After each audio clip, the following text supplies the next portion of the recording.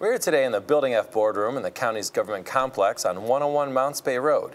This is actually where you can watch all our live television county government meetings, like the Board of Supervisors, the Planning Commission, and the subject of today's episode, the Steering Committee. Now with me is Julie Leverance, and she is a member of the Steering Committee tasked with working on the county's comprehensive plan. And Julie, can you tell me for a second, what is the comprehensive plan, just for our citizens at home? Eric, it's the blueprint, the overarching blueprint for how the county is going to develop, grow, the vision for what the county is going to look like for the next 20 years. When they say comprehensive, it covers everything. It covers housing, it covers economic development, it covers transportation, everything.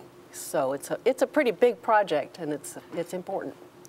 And as a member of the steering committee, what is your job? My role, like the other committee members, is to take all the information that the staff has prepared for us, which is mountains of information, and help them to condense it down to, this is what the 2003 plan looked like, condense it down to something that is manageable and includes the goals, strategies, and objectives for the next 5 years to 20 years. Wow. And so for the comprehensive plan, if, for instance, citizens wanted like another playground or another rec center or something like that, would you use the comprehensive plan to help decide to make that decision? The biggest part of the comprehensive plan in terms of land use is the land use section, where we talk about land use designations, and that's the ideal. You know, in an ideal world, what would the land use be for this particular part of the county? Then when an individual or a developer comes in and says, we'd like to do this with this property, the county supervisors, the planning commission, take a look at the comprehensive plan and say, does that fit with the overall vision for this part of the county? And you know, Eric, I cannot say enough about the planning staff's role in all of this.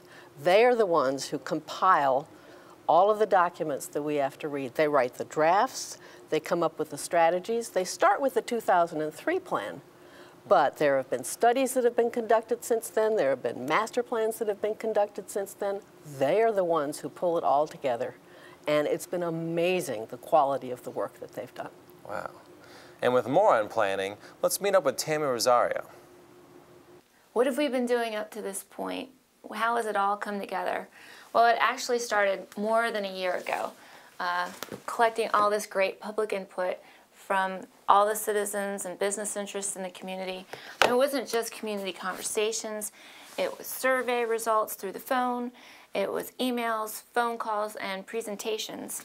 And so we have quite a big, thick binder here of great information to kick off our review of each section in the county.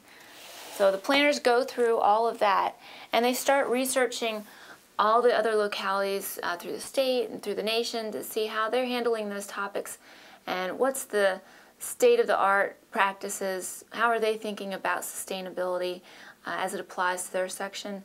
And they're weaving that in with the public input and talking to the various divisions throughout the county to come up with a State of the County report on Parks and Recreation or State of the County report on population needs.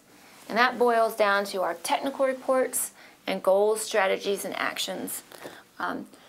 We have 10 planners who have been eating, sleeping, and drinking the comp plan for 18 months now.